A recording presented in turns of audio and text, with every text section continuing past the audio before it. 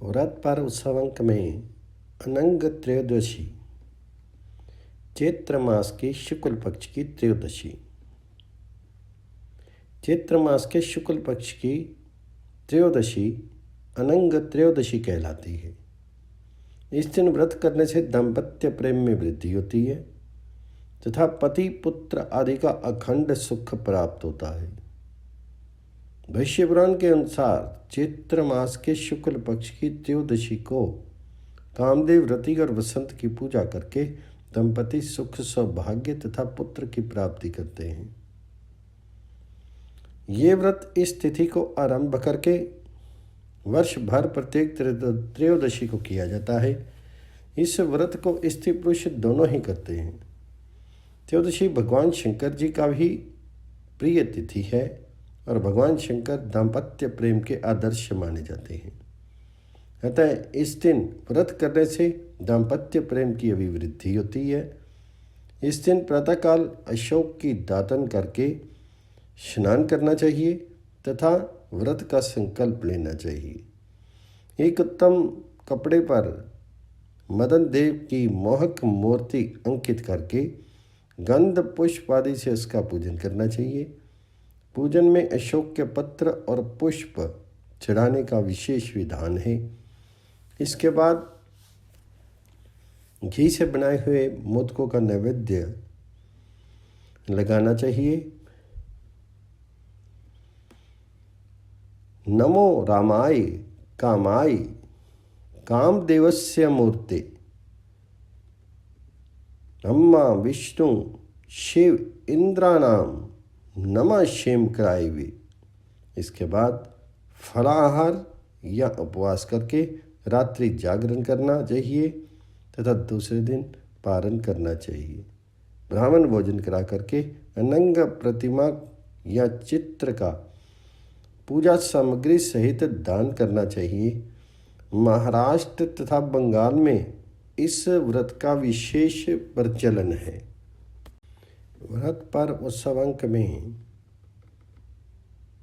श्री हनुमत जयंती, चैत्र मास के शुक्ल पक्ष की पूर्णिमा। श्री हनुमान जी की जयंती की तिथि के विषय में दो मत प्रचलित हैं। पहला है चैत्र मास की शुक्ल पूर्णिमा और दूसरा है कार्तिक मास की कृष्ण पक्ष की चतुर्दशी। हनुमान जयंती के दिन हनुमान जी की भक्तिपूर्वक आराधना करनी चाहिए। व्रत की विधि इस प्रकार है। व्रती को चाहिए कि वह व्रत की पूर्व रात्रि को ब्रह्मचर्य पालन पूर्वक पृथ्वी पर शयन करे। प्रातः ब्रह्म मुहूर्त में उठ करके श्री राम जानकी तथा हनुमान जी का स्मरण करके नित्य क्रिया से निवृत्त हो स्नान करे।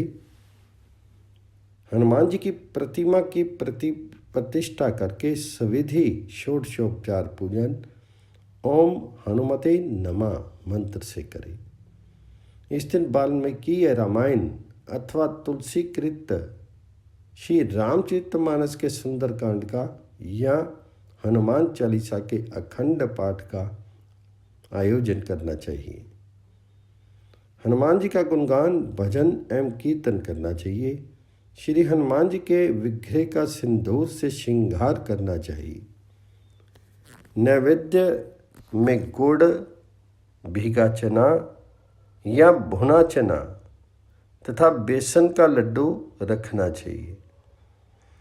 पूजन के पश्चात ब्राह्मण भोजन करा करके प्रसाद ग्रहण करना चाहिए। कथा इस प्रकार है। श्री राम अवतार के समय ब्रह्मा जी ने देवताओं को वानर और भालुओं के रूप में पृथ्वी पर प्रकट होकर श्री राम जी की सेवा करने का आदेश दिया।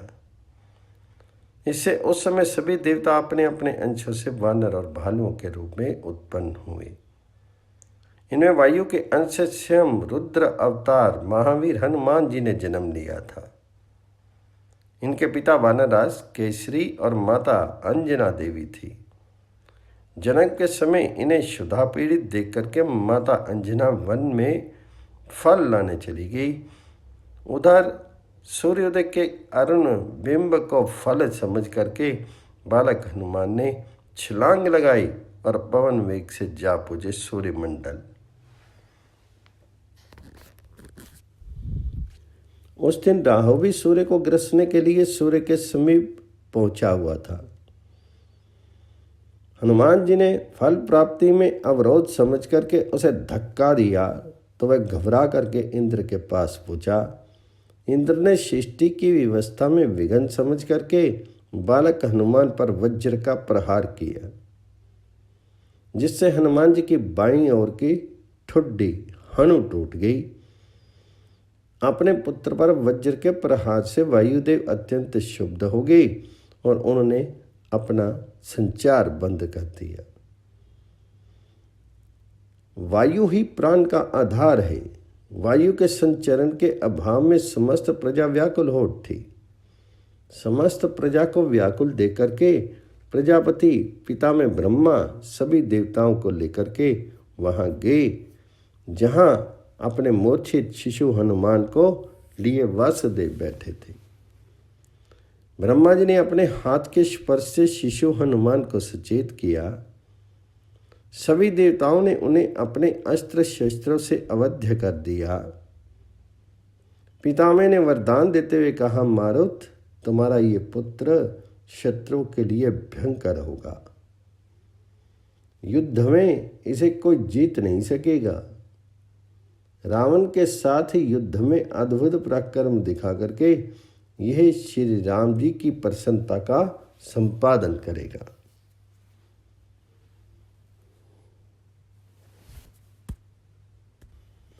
हनुमान जी की कृपा प्राप्ति के लिए इस प्रकार से श्लोकों का पाठ करना चाहिए।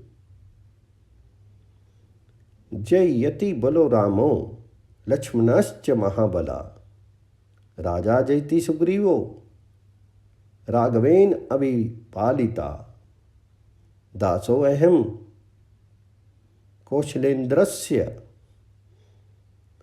रामस्य क्लिष्टकर्षणा,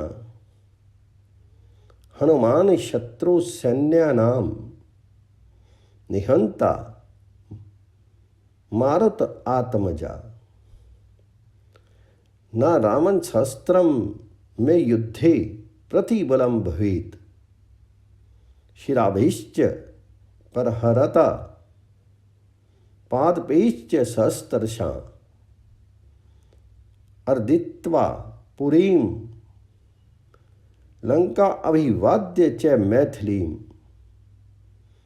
समृद्धार्थौ गमिष्यामि मिष्टाम सब रक्षसाम।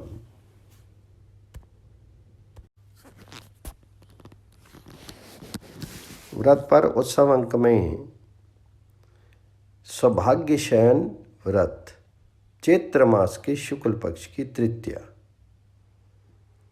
सौभाग्यशयन व्रत की महिमा के संबंध में मत्स्य पुराण में वर्णन आया है कि पूर्व काल में जब संपूर्ण लोक दग्ध हो गए थे, तब समस्त प्राणियों का सौभाग्य एकत्र हो गया। वह सौभाग्य तत्व वैकुंठ लोक में जाकर के भगवान श्री विष्णु के वक्ष स्थल में स्थित हो गया। तदनंतर धीर काल के बाद जब पुनः सृष्टि रचना का समय आया, तब प्रकृति और पुरुष से युक्त संपूर्ण लोकों के अहंकार से आवृत हो जाने पर श्री ब्रह्मा जी तथा विष्णु जी में स्पर्धा जागृत हुई। उस समय पीले रंग की अथवा शिवलिंग के आकार की अत्यंत भयंकर अग्नि ज्वाला प्रकट हुई। उससे भगवान जी का वक्ष स्थल तप उठा, जिससे वे सौभाग्य पुंज वहाँ से गलित हो गया। श्री विष्णु के वक्ष स्थल का आश्रय लेकर के स्थित वह सौभाग्य अभी रसरूप होकर धरती पर गिरने भी नहीं पाया था कि ब्रह्मा जी के पुत्र दक्ष प्रजापति ने उसे आकाश में ही रोककर पी लिया, जिससे दक्ष का अद्भुत प्रभाव हो गया। उसके पीने से बचा हुआ जो अंश पृथ्वी पर गिरा वह 8 भागों में बट गया। उससे ईख, रसराज अर्थात पारा आदि 7 सौभाग्यदायिनी औषधियाँ उत्पन्न हुई तथा 8वां पदार्थ नमक हुआ। इन 8 को सौभाग्यष्टक कहते हैं। ब्रह्मा जी के पुत्र दक्ष ने पूर्व काल में जिस सौभाग्य रस का पान किया था, उसी के अंश से उन्हें एक कन्या उत्पन्न हुई जो सती नाम से प्रसिद्ध हुई। अपने अद्भुत सौंदर्य, माधुर्य तथा लालित्य के कारण ललिता भी इनका नाम है। ये देवी सती तीनों लोकों की सौभाग्य रूपा है। चैत्र मास के शुक्ल पक्ष की तृतीया तिथि को विश्वात्मा भगवान शंकर के साथ इनका विवाह हुआ था। अतः इस दिन उत्तम सौभाग्य तथा भगवान शंकर की प्रसन्नता प्राप्त करने के लिए सौभाग्य शयन नामक व्रत किया जाता है। ये व्रत संपूर्ण मनोरथों को पूर्ण करने वाला है। व्रती को चाहिए कि इस दिन प्रातः तिल मिश्रित जल से स्नान करके सती देवी के साथ ही भगवान शंकर का पूजन करें। पंचगव्य तथा चंदन मिश्रित जल के द्वारा गौरी सती और भगवान चंद्रशेखर की प्रतिमा को स्नान करा करके धूप, दीप, नैवेद्य तथा नाना प्रकार के फलों द्वारा उनकी पूजा करनी चाहिए। सर्वप्रथम दोनों के नाम मंत्रों से उनके विचित्र अंगों की पूजा करें।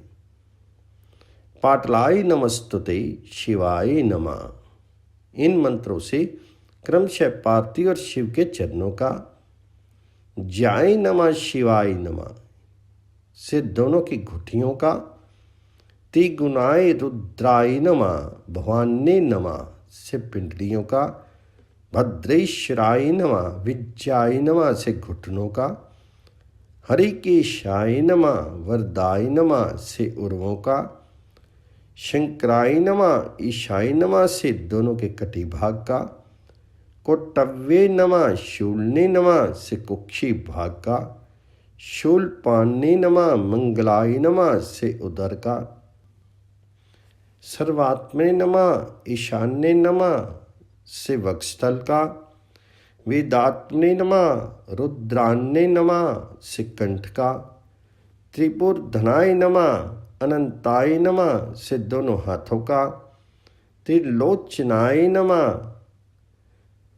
कालानल प्रियाय नमः से बाहों का, सौभाग्य भवनाय नमः से आभूषणों का, स्वाहा सवधाय नमः ईश्वराय नमः से दोनों के मुखमंडल का, अशोक मधुवासन्ने नमः इस मंत्र से ऐश्वर्य प्रदान करने वाले होठों का, स्थान में नमः चंद्र मुख प्रियाय नमः से मुँह का, अर्धनाश नारीश्वराय नमः असितांगे नमः से नासिका का, उग्राय नमः ललिताय नमः से दोनों बाहों का, शर्वाय नमः वासव्याय नमः से केशों का, श्रीकंठ नाथाय नमः से केवल शिव के बालों का, तथा भीम उग्र रूपिण्य नमः सर्वात्मे नमः से दोनों के मस्तक का पूजन करें। इस प्रकार शिव और पार्वती की विधिवत पूजा करके उनके आगे सौभाग्य अष्टक रखें। एक पहला, दूसरा रस राजपारा,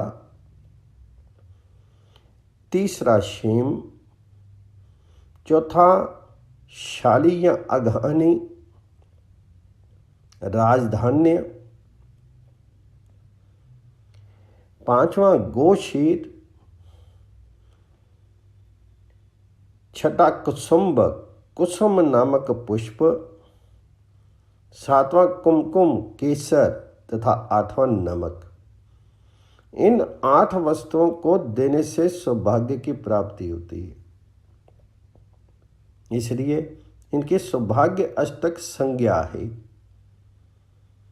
इस प्रकार शिव पार्वती के आगे सब सामग्री निवेदित करके रात में सिंघाड़ा खा करके भूमि पर शयन करें।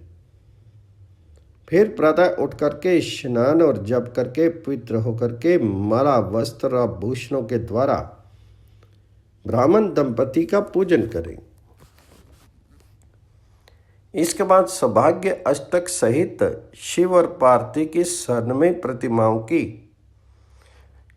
ललिता देवी की प्रसन्नता के लिए ब्राह्मण को निवेदन कर दें। दान के समय इस प्रकार बोले, ललिता विद्या भद्रा भवानी कुमुदा शिवा वासुदेवी गौरी मंगला सती और उमा ये प्रसन्न हो। इस प्रकार सौभाग्य की अभिलाषा वाले मनुष्य को 1 वर्ष तक प्रत्येक तृतीया को भक्तिपूर्वक विधिवत पूजन करना चाहिए। 1 वर्ष तक इस व्रत का विधिवत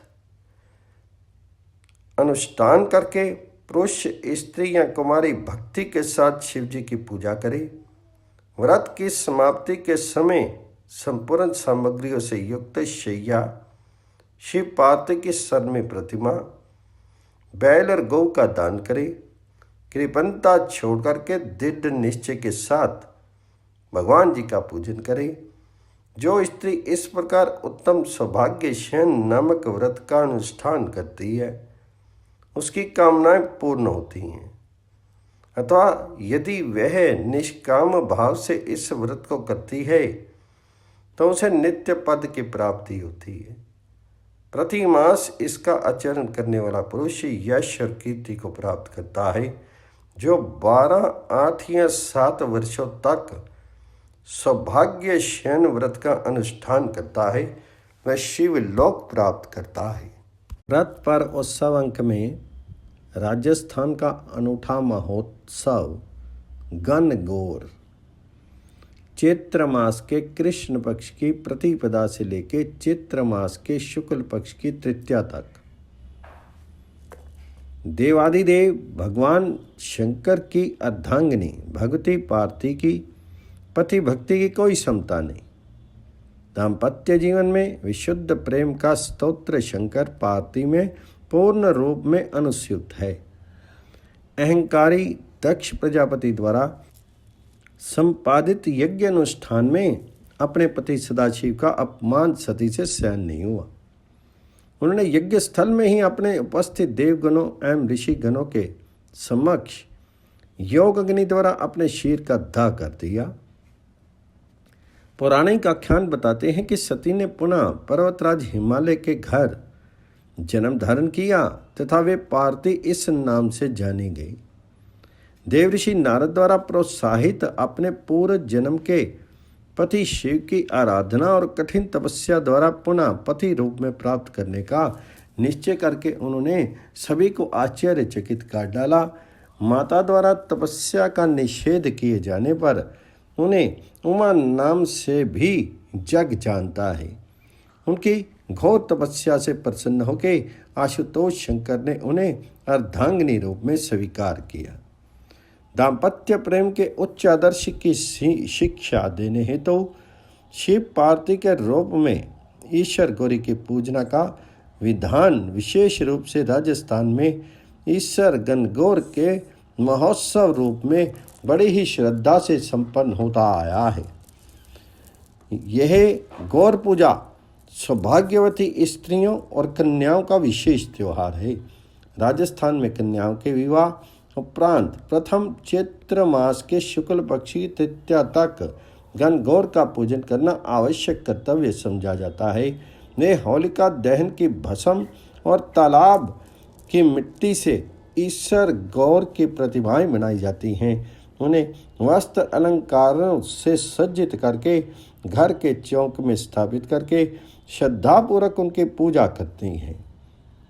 सौभाग्यवती स्त्रियों के साथ कुमारी कन्याएं भी श्रेष्ठ वर की प्राप्ति के लिए इस पूजन में भाग लेती हैं। इन दिनों पूजन के लिए हरी दूर्वा, पुष्प और जल लाने हेतु ये अपनी टोलियां बना करके प्रतिपादित प्रातः समधुर गीत गाती हुई घर से निकलती हैं। पास के उद्यानों एवं तालाबों सरोवरों से कलशों में जल भर करके दूर्वा फल फूल सहित लौटती हैं और पवित्र स्थान पर गणगौर की पूजा करती हैं। इस समय गाए जाने वाले गीतों में एक समधुर गीत इस प्रकार है।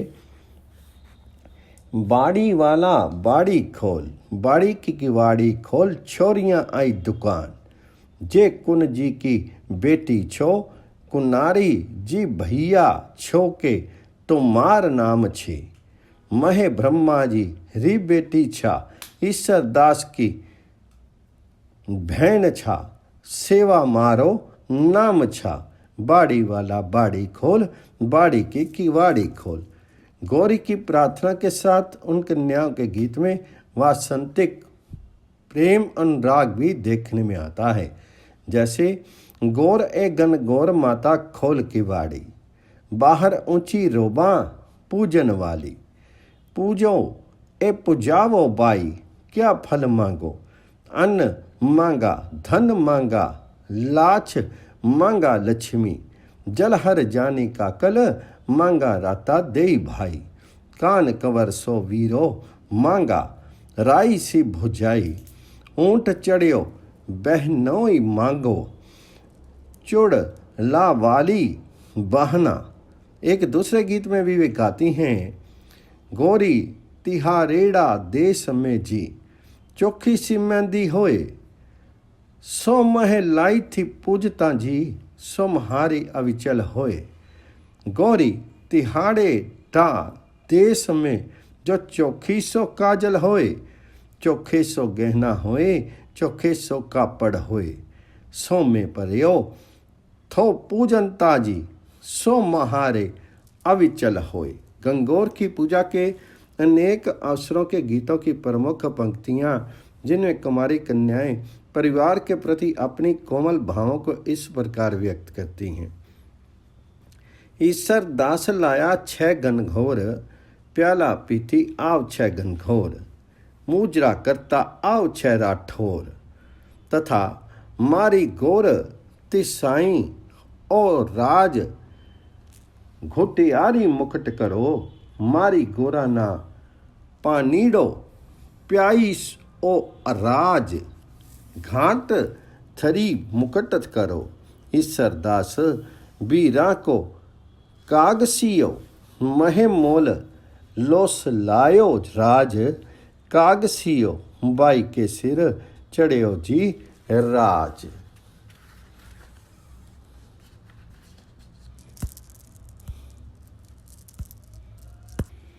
प्रत्येक बहन को कामना होती है कि विवाह के समय उसका भाई उसे चुनरी उड़ाए, अतः वे गाती हैं, बड़े से बड़ो मेरो ईसर दास बीर, बस छोटो कानी राम बीर।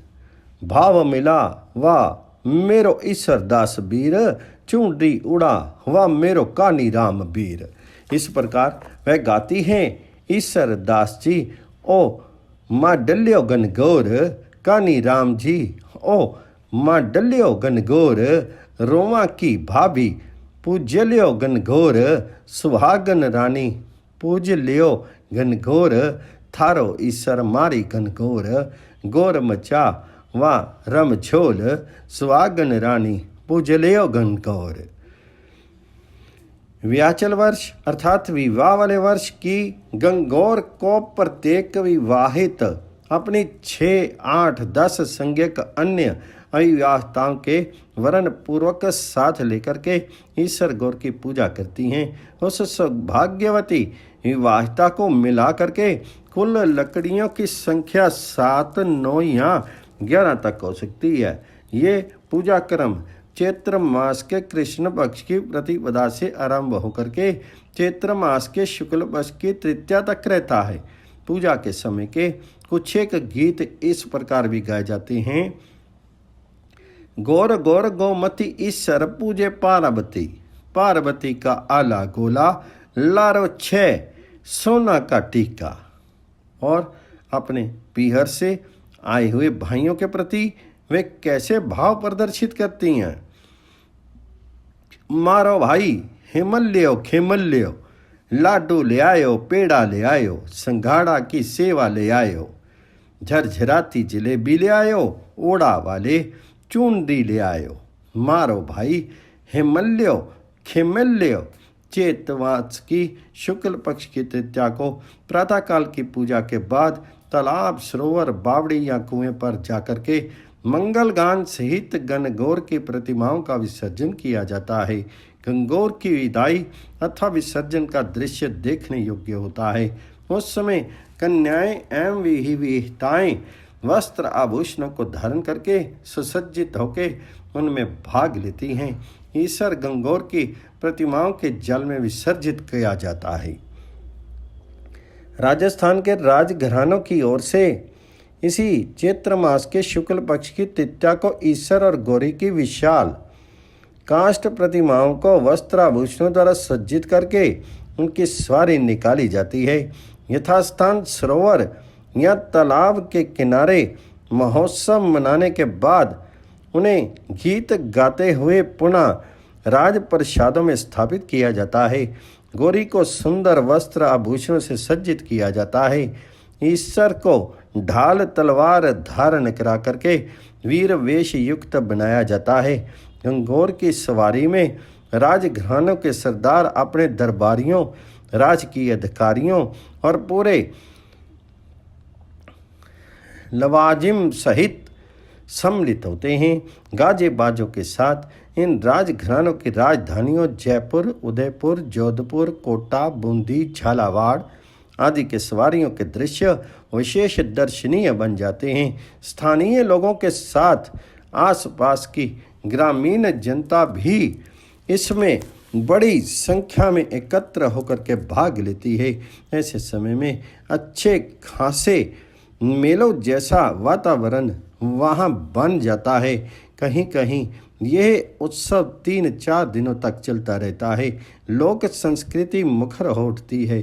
वहाँ के बांके कुंवर आँखों में तीखा काजल लगा करके, हाथों में चिकनी लाठियाँ लेकर के, धोती कुर्ता पहने, माथे पर चंदन लेप लगा करके बाजारों में नर्तक बने घूमते दिखाई देते हैं। नगाड़े ढोल की गूंज से सारे वातावरण में अलौकिक उत्साह छा जाता है। जन समूह में सभी और विशेष आनंद सा छा जाता है। यूँ तो ये राजस्थान का प्रमुख लौकिक त्यौहार है और बड़े ही समारोह से इसे यहाँ मनाया जाता है, किंतु ईश्वर गौरी पूजन के रूप में दोला उत्सव नाम से ये अन्यत्र भी अनुष्ठित होता है। इस संदर्भ में निर्णय सिंधु में लिखा है, चैत्र शुक्ल तृतीयायाम गौरीम ईश्वर संयुताम संपूज्य दोलो उत्सवम कुर्यात्। देवी पुराण में भी बताया गया है, तृतीयायाम यजे देवीम शंकरेन समन्विताम। इस प्रकार चैत्र मास के शुक्ल पक्ष की तृतीया गणगौर पूजन का एक विशेष दिवस है। वह सौभाग्य तृतीया के रूप में भी प्रसिद्ध है। वैशाख मास महात्म्य।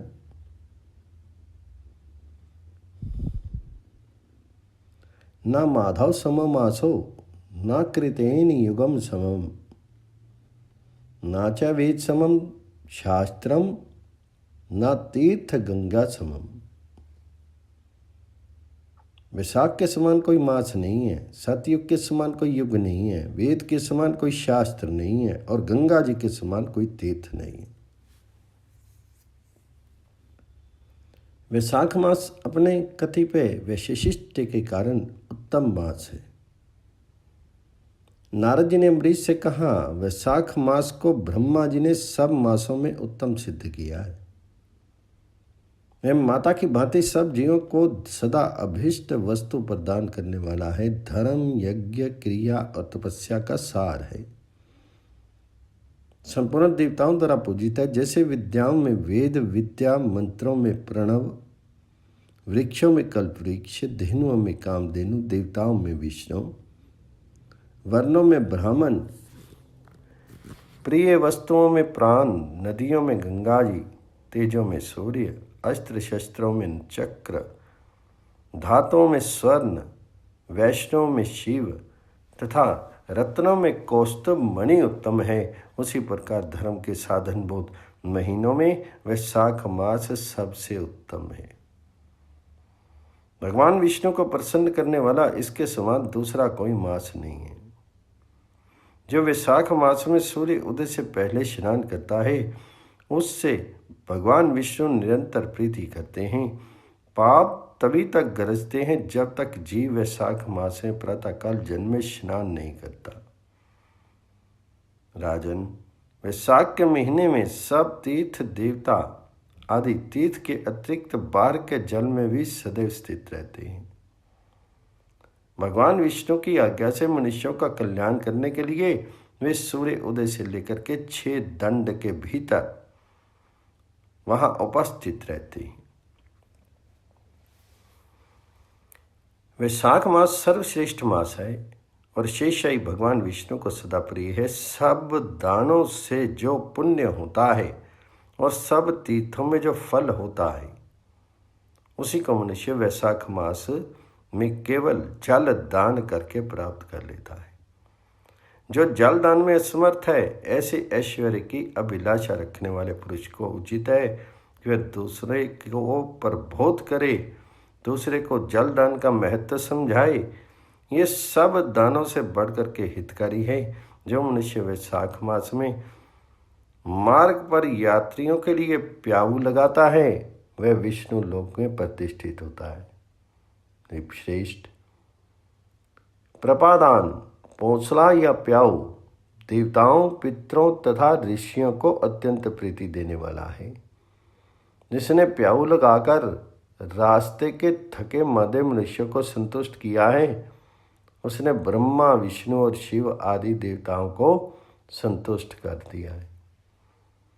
राजन, वैशाख मास में जल की इच्छा रखने वाले को जल, छाया चाहने वाले को छाता और पंखे की इच्छा रखने वाले को पंखा देना चाहिए। राजेंद्र, जो प्यास से पीड़ित महात्मा पुरुष के लिए शीतल जल प्रदान करता है, वे उतने ही मात्र से 10,000 राजसु यज्ञों का फल पाता है। धूप और परिश्रम से पीड़ित ब्राह्मण के लिए जो पंखा ढुला करके हवा करता है, वे उतने ही मात्र से निष्पाप होकर के भगवान का पार्षद हो जाता है। जो मार्ग में थके हुए श्रेष्ठ द्विज को वस्त्र से भी हवा करता है, वह उतने से ही मुक्त होकर भगवान विष्णु का सायुज्य प्राप्त कर लेता है। जो शुद्ध चित्त से ताड़ का पंखा देता है, वह सब पापों का नाश करके ब्रह्मलोक को जाता है। जो विष्णु प्रिय वैशाख मास में पादुका दान करता है, वह यमदूतों का तिरस्कार करके विष्णु लोक में जाता है। जो मार्ग में अनाथों के ठहरने के लिए विश्रामशाला बनवाता है, उसके पुण्य फल का वर्णन नहीं किया जा सकता।